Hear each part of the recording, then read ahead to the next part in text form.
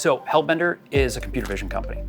We design and manufacture robotics and computer vision devices that make sense of the world around us the way that you and I would. We basically started the company in September 2021 officially.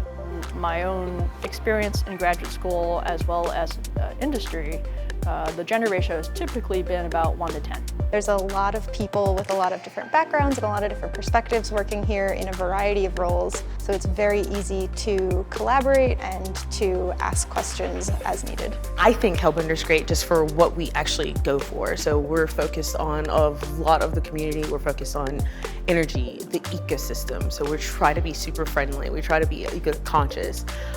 We are a family, even though a lot of people don't like to say that about their companies, but I do feel like I can go to anyone in the company and ask them any question that I want. I actually like being here. It's the first job I've ever been at that I like working in and coming to work every morning.